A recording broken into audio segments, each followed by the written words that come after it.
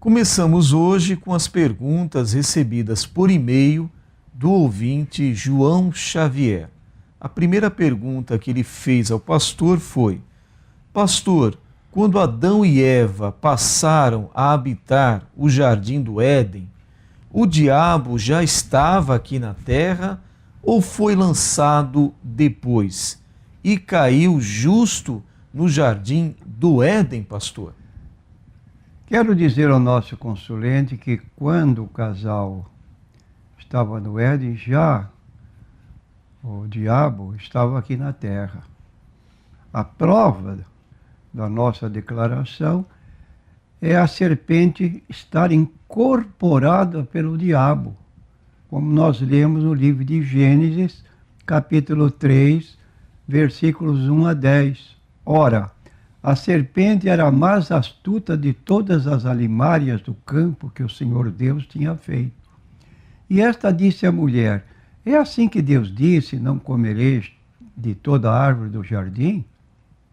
E disse a mulher à serpente: do fruto das árvores do jardim comeremos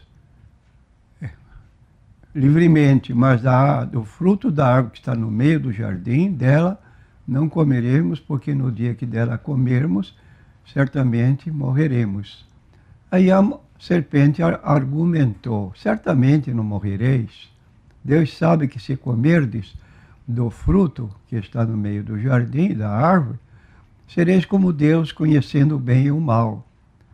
Ora, a mulher viu que aquela árvore era boa para se comer, quer dizer, o fruto da árvore, e agradável aos olhos, e árvore para dar entendimento.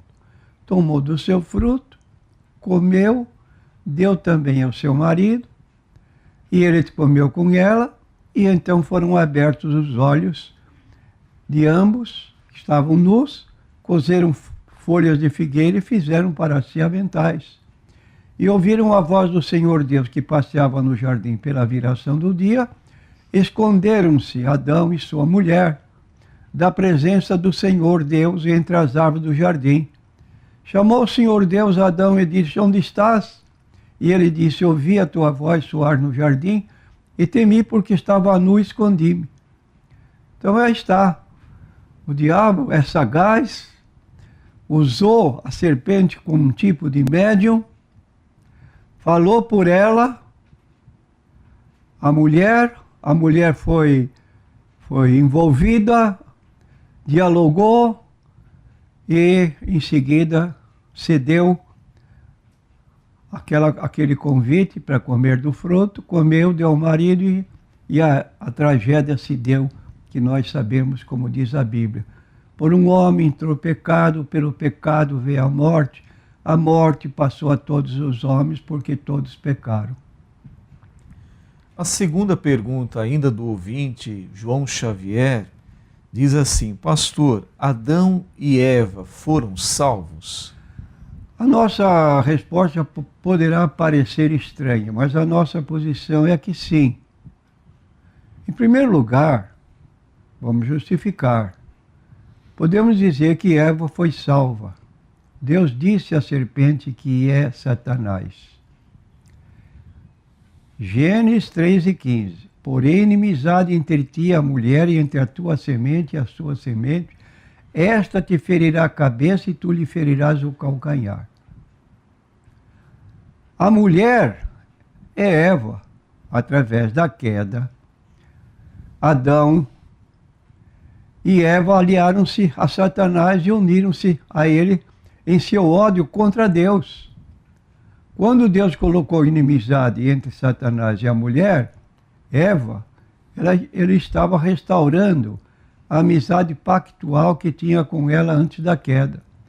Visto nessa luz, as túnicas de pele, que é indicado em Gênesis 3:21, que o Senhor fez e com as quais cobriu o casal, falam das vestimentas da salvação, como a igreja tem tradicionalmente ensinado.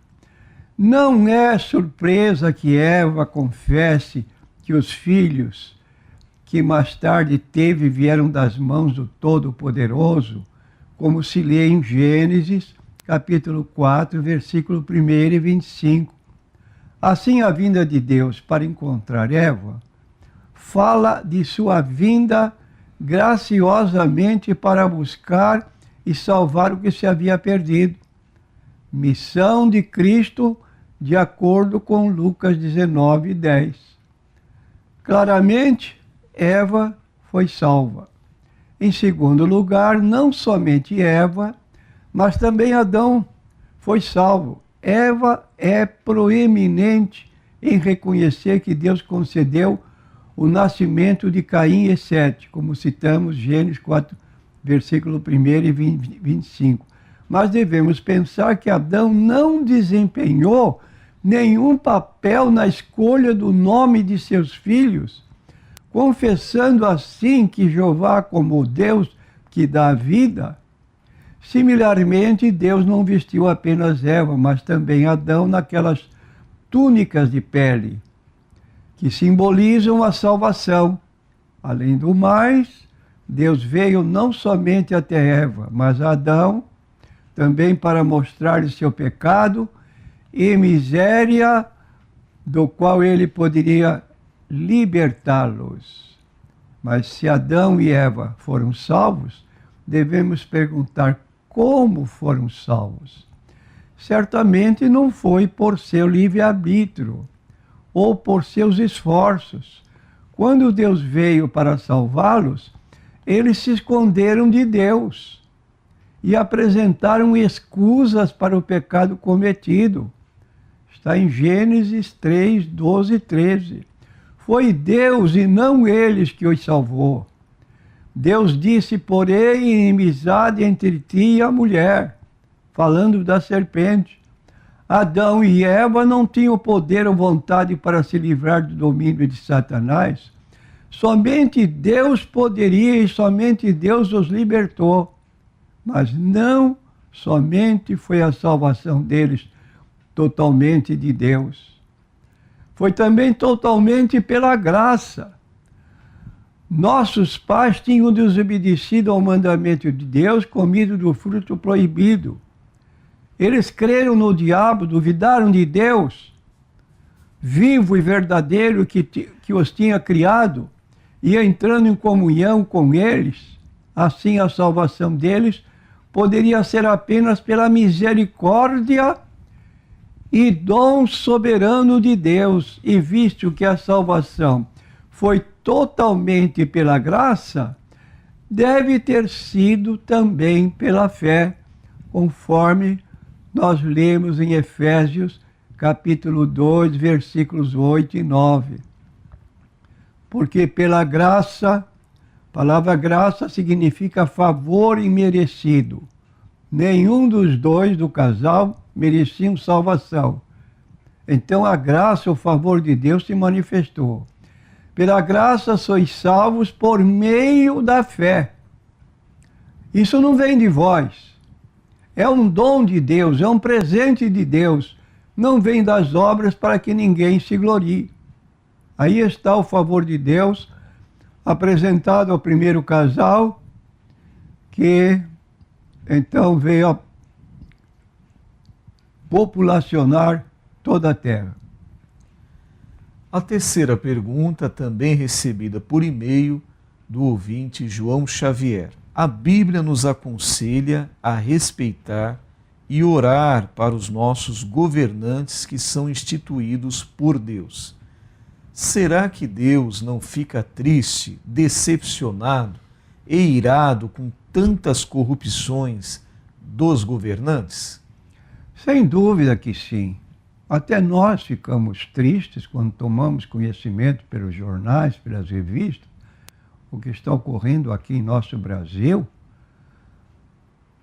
E demais Deus, quanto mais Deus. Deus não se agrada de líderes políticos que não agem com honestidade, porque o dia do Senhor está prestes a vir sobre todas as nações. Sim, Deus se voltará sempre para disciplinar toda a desobediência dos insolentes e rebeldes. A soberba e a arrogância são extremamente contrárias ao amor e à justiça divina. Então, é lamentável, mas a Bíblia apresenta textos bíblicos que mostram essa forma de Deus agir, como lemos no livro de Ezequiel, capítulo 25, e no versículo 12 diz assim: assim diz o Senhor Deus, porquanto Edom se houve vingativamente para com a casa de Judá, e se fez culpadíssimo quando se vingou deles. Portanto, assim diz o Senhor Deus, também estenderei a minha mão sobre Edom, e arrancarei dela homens e animais, e tornarei um deserto, desde Temã até Dedã cairão a espada. E exercerei a minha vingança sobre Edom pela mão do meu povo de Israel. E farão em Edom segundo a minha ira e segundo o meu furor, e conhecerão a minha vingança, diz Deus. Estou lendo no livro de Ezequiel 25, 12 a 14. A quarta pergunta, recebida por e-mail do ouvinte João Xavier, diz assim: o apóstolo Paulo fala que é digno o homem ter cabelos curtos. Jesus quebrou esta regra por ter cabelos compridos? Quero dizer ao consulente, porque, na verdade, o homem não deve cobrir a cabeça, segundo a Bíblia Sagrada, por ser ele a imagem e glória de Deus. Mas a mulher é a glória do homem. Está em 1 Coríntios 11, versículo 7, mostrando então essa colocação no que concerne ao casal, recomendando que a mulher seja sujeita a seus maridos, mas dando obrigações também para o marido, para serem amigos, para serem cordiais com as suas esposas, tratando-as muito bem. Em 1 Coríntios 11, versículo 7, nós lemos o seguinte: o homem, pois, não deve cobrir a cabeça, porque a imagem é glória de Deus, mas a mulher é a glória do homem. Então aqui está na Bíblia Sagrada. E ainda no mesmo capítulo 11, e versículo 14 dessa carta de Paulo aos Coríntios, está escrito o seguinte: ou não vos ensina a mesma natureza que é desonra para o homem ter cabelo crescido? Mas ter a mulher cabelo crescido lhe é honroso, porque o cabelo lhe foi dado em lugar do véu.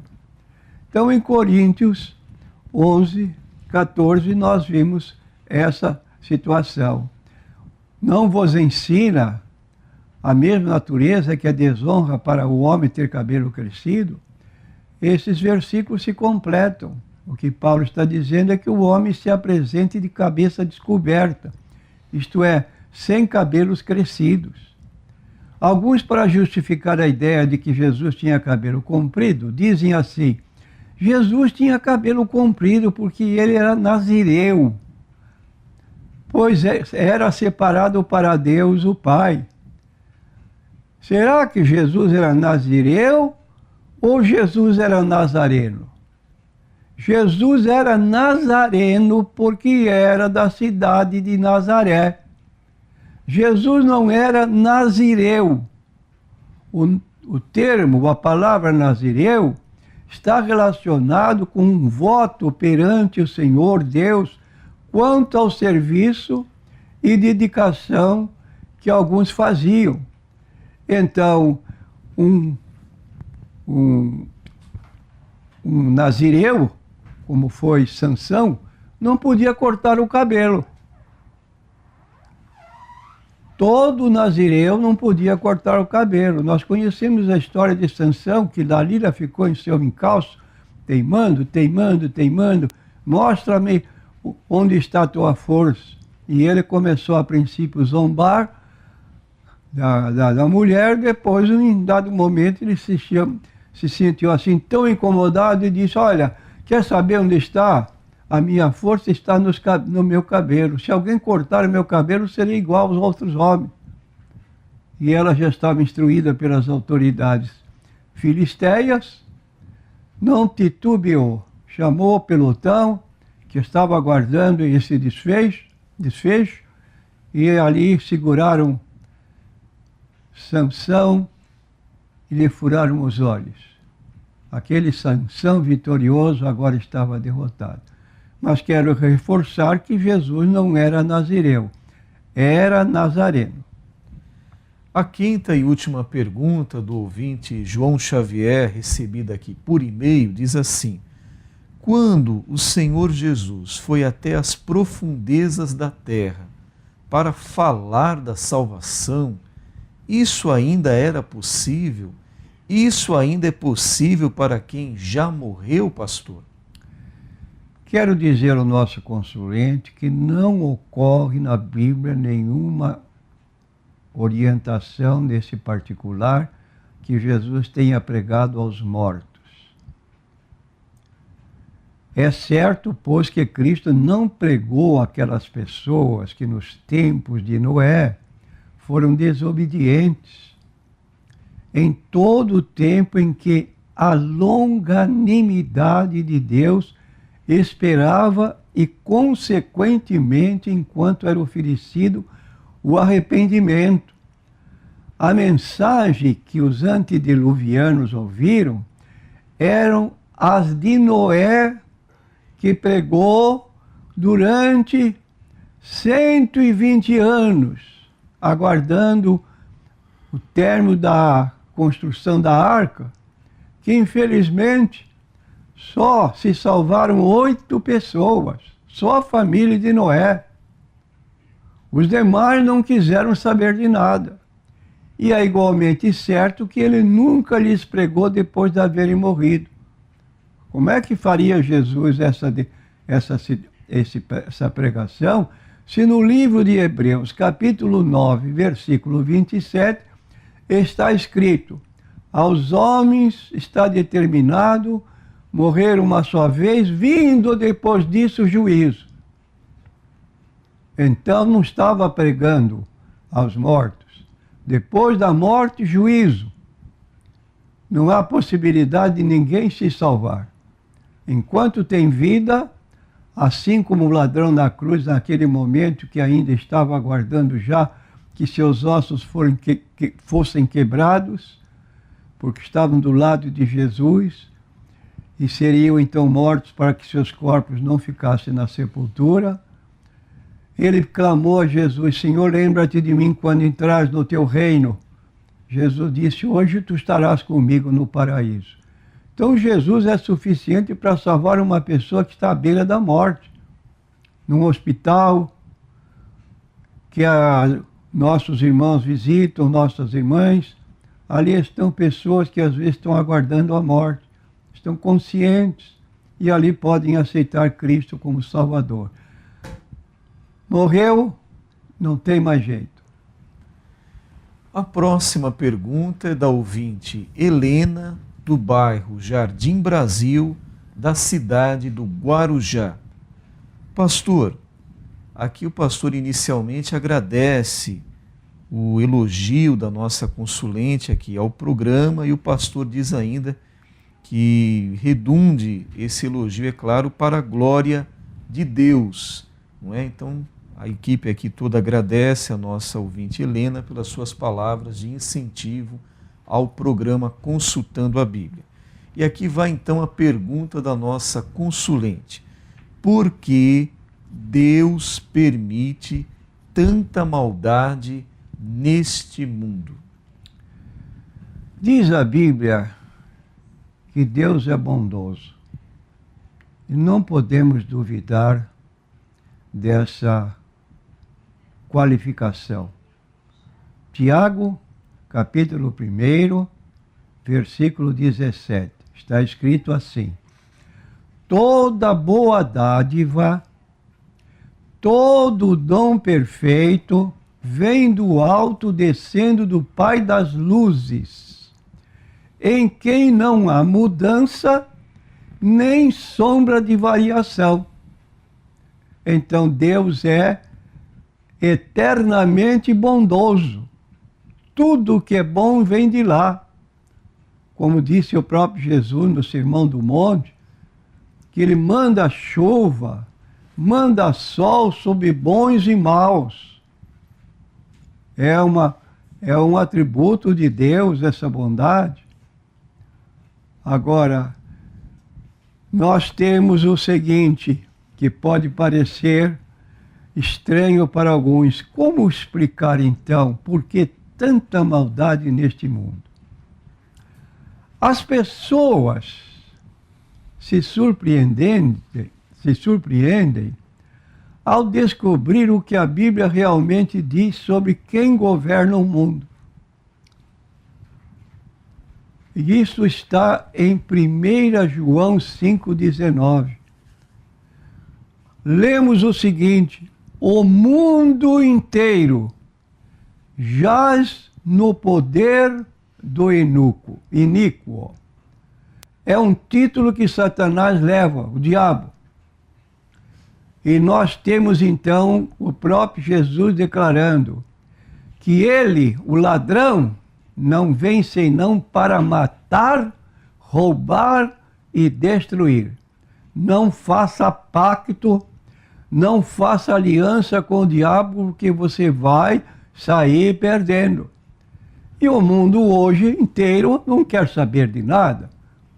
Comamos e bebamos, que amanhã morreremos, o que se leva dessa vida, e servindo ao diabo, ou sendo obediente a eles. E esta situação que nós estamos vivendo hoje. É coisa tão incrível quando nós vemos uma situação de homens criados à imagem de Deus, como ainda hoje estava se reportando nas notícias da Globo. Durante a noite, cerca de bandidos, não sei quantos, incendiaram 25 ônibus que estavam numa garagem. Ônibus que ia servir à população. Onde está um elemento desse? O que ele tem na sua vida para fazer um mal desse tão desastroso? Quem está orientando essa vida? É o diabo que está no coração dessa pessoa, latente, dando pensamentos maldosos, de vingança, de morte. É o que nós estamos vivendo no mundo atualmente. O mundo jaz no maligno. E a Bíblia diz, não deis lugar ao diabo. Quem escolhe vai ficar sob esta situação que é anormalíssima. Então o mundo tem as características de seu governante. Ele é cruel. Segundo nos diz a Bíblia, o mundo é mau não por causa de Deus. Conhecemos a Deus como sendo um Deus de amor, benignidade, bondade, e porque situação de as pessoas do mundo estarem sofrendo com a maldade atualmente, descrita como fizemos, escolha feita pelos próprios homens, Deuteronômio capítulo 30, 19 e 20, os céus e a terra tomo hoje por testemunhas contra vós, de que te tenho proposto a vida e a morte, a bênção, a maldição.